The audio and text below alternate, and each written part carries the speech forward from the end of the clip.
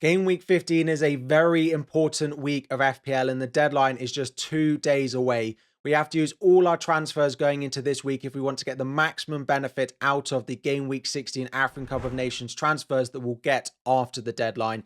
So in this video, we're going to talk about some of the key transfer trends that are already taking place. We'll talk about players like Phil Foden versus Semenyo. We'll look at players that you might be considering buying across all of the positions. We'll talk about some key fixture turns and we'll have a look at my team going into game week 15. One of my plans with one free transfer that I need to use by the deadline.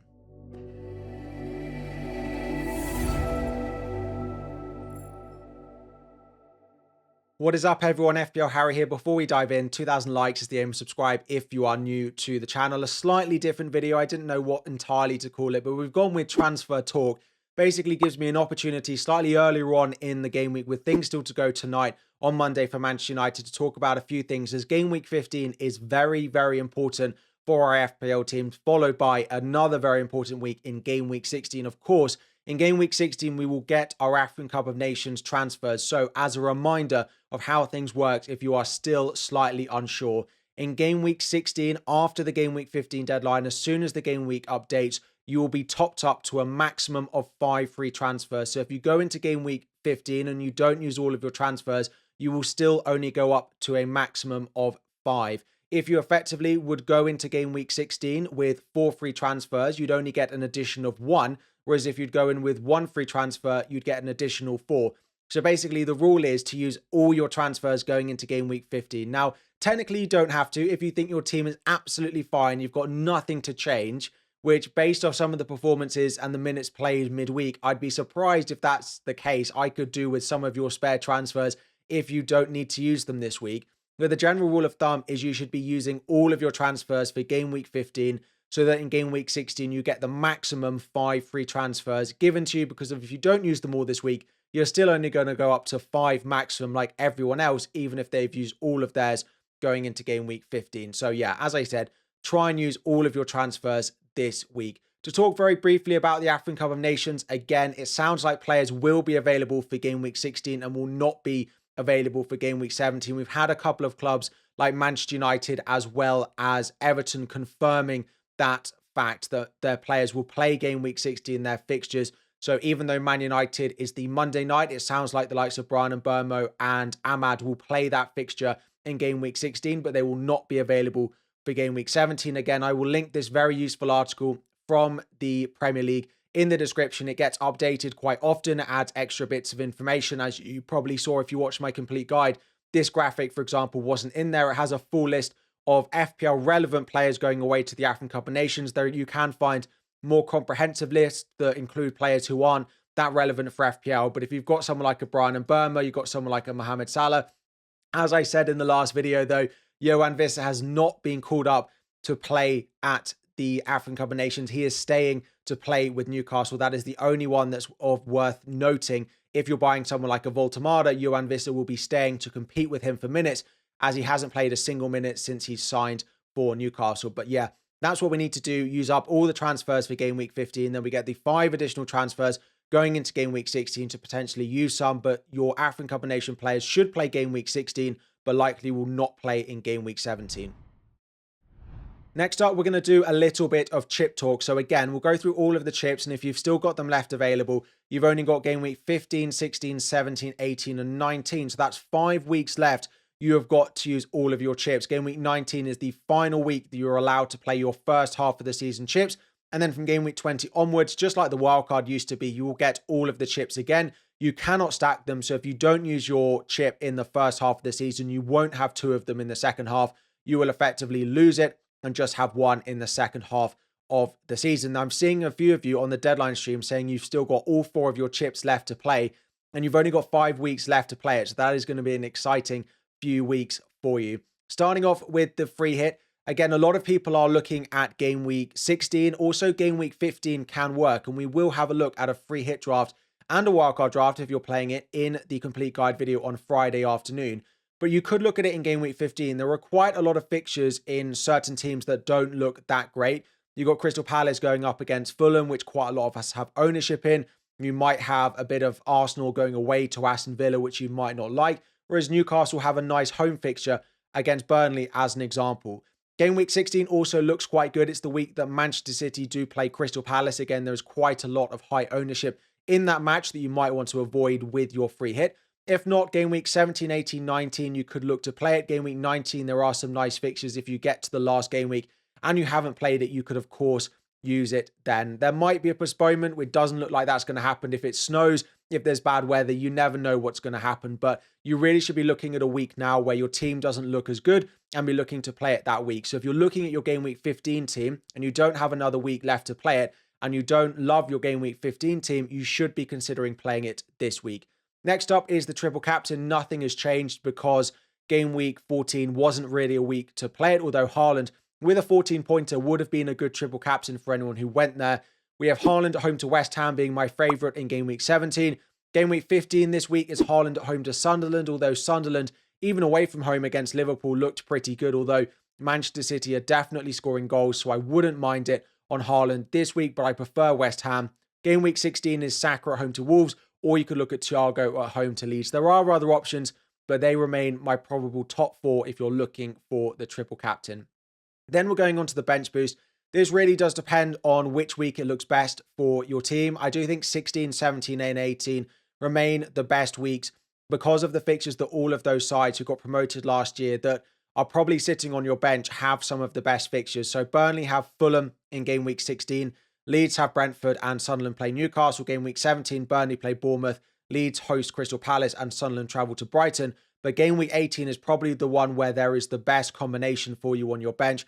Burnley host Everton and then Leeds play against Sunderland. So probably game week 18, if you can wait that long. It is a slightly busy period around Christmas though, so you have a slight bigger risk of rotation, and it might also depend on what other players you've got. But have a look at 16, 17 and 18. I don't imagine that game week 15 suits very many teams, and probably not game week 19 either. And finally is the wildcard. If you've still got it, if you've got a few things that you want to change in your team at the moment, you could absolutely play it in game week 15. And then when game week 16 rolls around, just try and roll all of those transfers as much as possible. And that is probably the general plan with the African Cup of Nations transfers, to use a couple of them, maybe 2 or 3 in the first couple of weeks, but do your best to try and keep a steady pool of 3 or 4 in the bank most weeks for when we start to get doubles and blanks announced in the second half of the season, when you might get injuries over the Christmas period that you start to need to deal with. That is probably the best aim in general with the African Cup of Nations transfers. So you could go with game week 15, set yourself up nicely with the wildcard and look to roll your AFCON transfers, or I would look to save it all the way up until game week 19. So make some changes with those African Cup of Nations transfers in game week 16 when you get them, and save the wildcard until game week 19 to set yourself up well for the second half of the season. So 15 and 19, probably my favourites left for the wildcard. Now, if you're in a luxury position where you're wanting to take a 1-week punt going into game week 15 before you get your African Cup of Nations transfers and you look to sell them, if you're looking specifically for 1-week punts, just having a look at some of the early data that we've got from Rob T FPL on Twitter. In terms of goals scored, you're probably looking at Manchester City. Now, they do play Real Madrid midweek before Crystal Palace.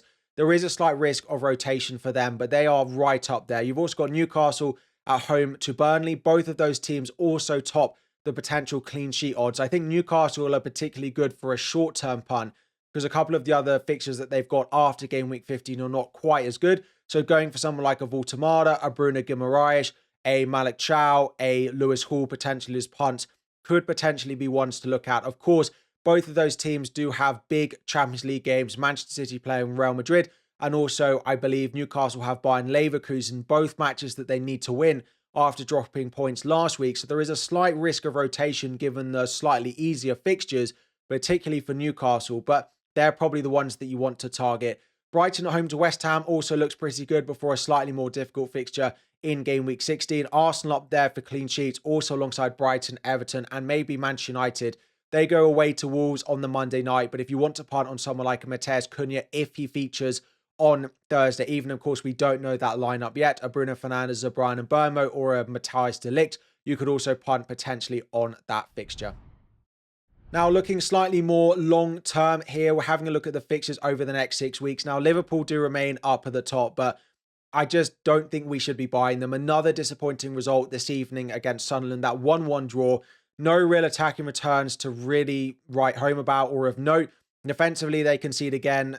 Van Dijk got DEFCON, but he's just not worth the money. Next up is Man United. Again, Bruno Fernandes is a slight doubt going into the game against West Ham. If he comes through that game, okay. If Matheus Cunha starts as well, they should be on radar with the fixtures they've got. And it sounds like we will get a start for Brian Mbeumo in game weeks 15 and 16. But after that, he'll be away at the African Cup of Nations. So someone like Matheus Cunha's minutes definitely go up. Brentford are right up there now. Whenever you want to buy Thiago, he is a great option. Whether you want to sell João Pedro, whether you want to sell Mateta, whether you want to go Voltemada for 1 week and then sell him to Thiago, that is absolutely fine. In game week 16, I expect Thiago to be the most transferred in player. So if you want to go early, away at a Spurs team who look absolutely dreadful defensively at the moment, I have no issue with that. But game week 16 in particular for Thiago is the one. Manchester City, their run of fixtures for about the next 10 games looks great. So on top of Haaland, if you want to add a Gvardiol and O'Reilly, if you want to add a Phil Foden or a Jeremy Doku, I like that. And we'll talk about Phil Foden in just a moment. Newcastle, we spoke about, particularly good for a 1 week punt. Then it's Sunderland, Chelsea, Man United in the 3 after that. But then they do play Burnley again. So maybe the next 5 are not too bad. You've got Fulham quite high up there. So if you need a cheap defender, someone like an Anderson. And you've also got Arsenal again. If you're looking to buy into them, defensively, they still look good. Another clean sheet. The other one, just to note, is probably West Ham. They've got a couple of difficult fixtures in Liverpool and Arsenal away in the next 6, which puts them further down the list. But outside of that, West Ham at home, Sunderland at home, West Ham away, and Burnley at home are a great run of fixtures for Brighton in the short term.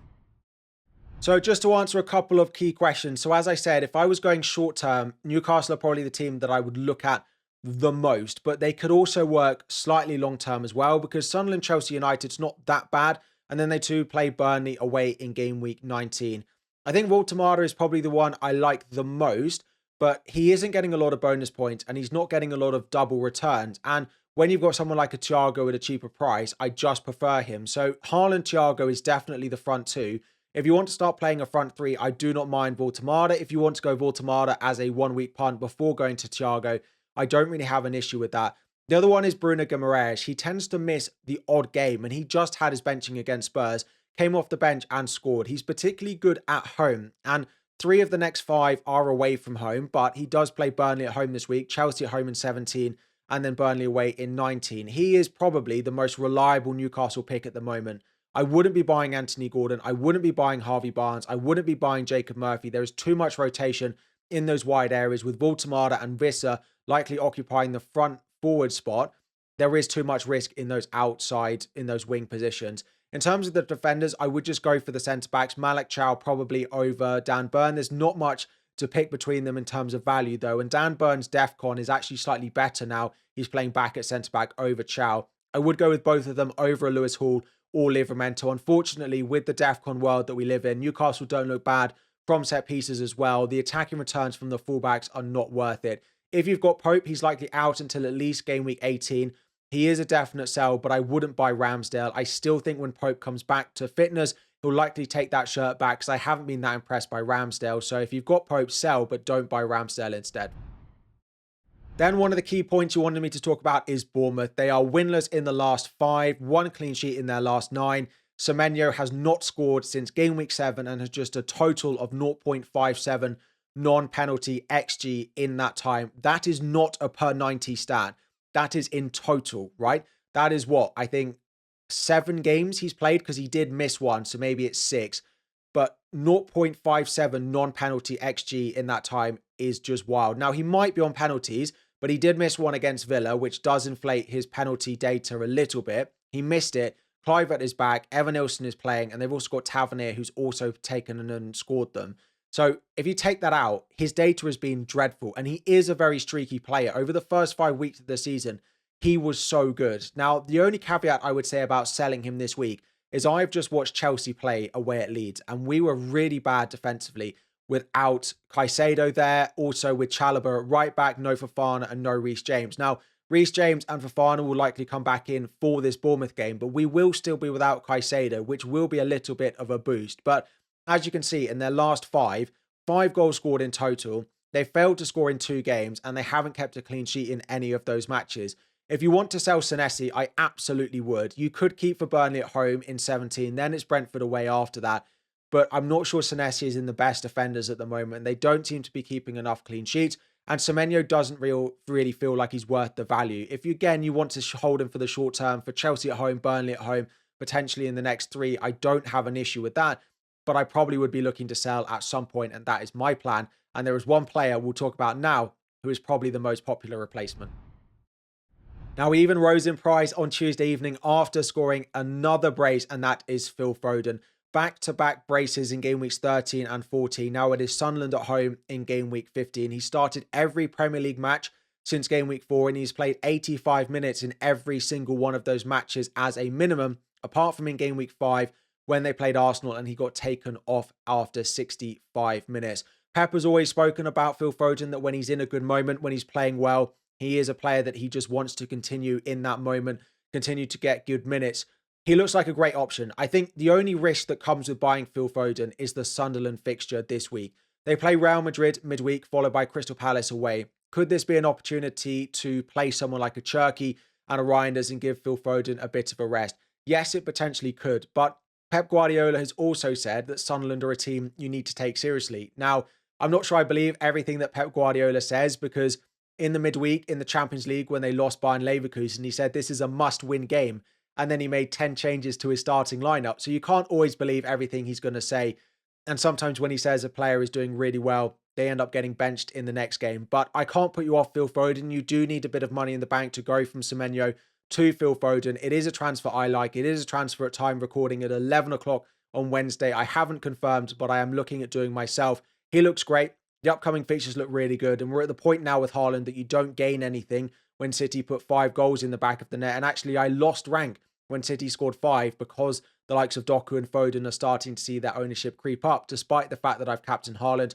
I do like Doku if you want to go there. I don't think I trust Reinders' minutes enough still, with the likes of Cherki still being around, but we could keep an eye on him. Foden is definitely the one to go with, but if you need a cheaper option, then it's Doku.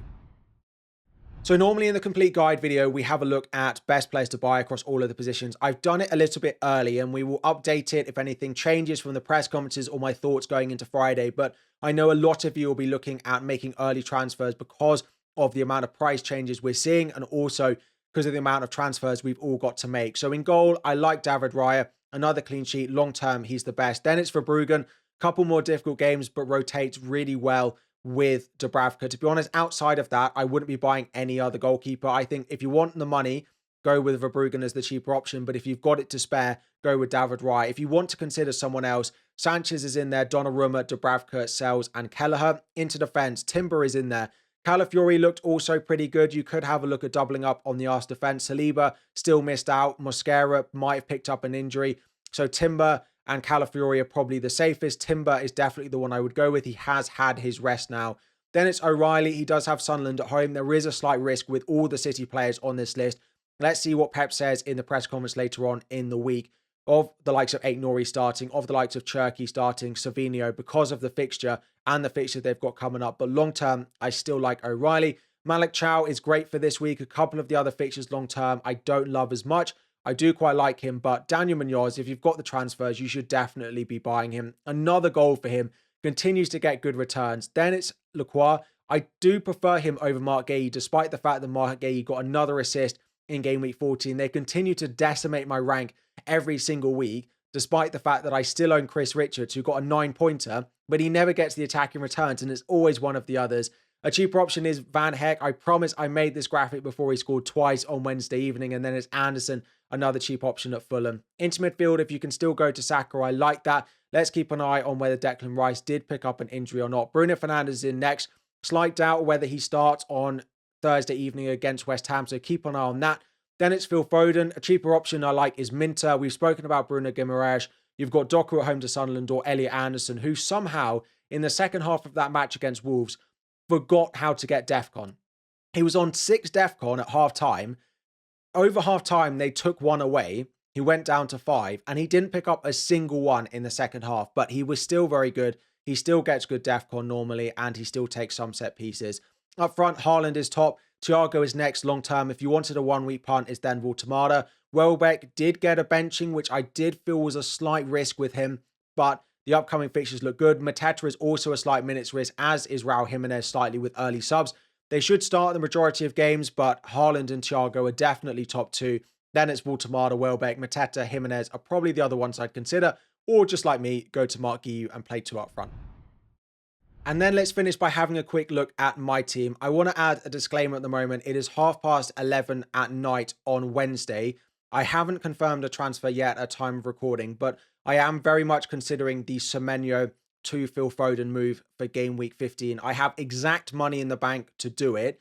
Semenyo is predicted to drop in price tonight, which would impact my selling value. So if he does drop overnight, I wouldn't be able to make that transfer until potentially game week 16 or 17 when I freed up a bit more money. Whether I make that transfer or not tonight, I will leave it as the pinned comment in the comment section. So if you want to know whether I did it or I didn't do it, check the pinned comment section. Outside of that, I'm looking at buying Thiago. So if I wasn't to do that move this week, I would consider Mateta to Thiago. Mateta goes away to Fulham. He's not playing enough minutes. Fulham have been good defensively so far this season until they played Manchester City. I am then looking at Thiago. That's basically where all of my other transfer plans come from, right? Is it going to be Mateta to Thiago in 16? Is it going to be Enzo to Potts and Mark Guiu to Thiago? That's also another option. One of Enzo or Mateta will likely have to leave my team in game week 16 or 15 to buy Thiago. And if I'm going to buy Foden this week, it can't be this week. Fernandes is a slight doubt. Now, we have seen that apparently he has a late fitness test about whether he's going to be available for West Ham at home on Thursday evening. So if he's got a late fitness test for that, the chances are he's going to be available for Monday night. If I make the early transfer on Foden and Fernandes ends up being out, that does leave me a little bit short, although playing Richards away at Fulham isn't the end of the world for 1 week, I don't think. So Fernandes will probably stay. Raya and Timber against a Villa team who are doing very well at the moment and very quietly doing very well. Then you've got Van Dijk, who can't seem to keep a clean sheet. You've got Anderson in there. Anderson Richards is quite close. I just prefer Anderson at home, but Richards and Palace kept another clean sheet, so maybe he'll come in. Into my midfield, Anderson again, I quite like. Enzo, short term, is okay with the way Bournemouth are defending, but I don't love it long term. Saka I still like. Haaland I still like. Bruno I still like. So it's really Mateta, Semenyo, Enzo that I'm looking to sell. Buy Foden maybe, buy Thiago, and maybe get Daniel Munoz finally into my team. I talk about it every week. I've never got round to doing it. And maybe game week 16 or 17, when I finally got transfers, I might end up doing it. Anyway, we're going to wrap it up all there because I haven't decided on what transfer I'm making. I need to do a bit of planning with my team. I need to edit this video as well. I hope your game week has gone well. Unfortunately, the rank that you've seen throughout this video is my rank from last week. Despite captaining Haaland, despite having an all right game week, I look like I'm on quite a red arrow because of the -4 that I've taken. Let's see if Bruno plays. Let's see if he can get any points to get me up the rankings, or maybe Brian and Burmo will knock me down once again. That's everything for this video. Thank you for watching. 2,000 likes is the aim. Subscribe if you are new. I will answer any questions I can in the comments. If not, I will do my best to answer them in my team selection video tomorrow and my complete guide on Friday afternoon. Anyway, let's wrap it up there. Good luck with the final game this week. Another deadline on Saturday. Thank you for watching, and I'll catch you all very soon.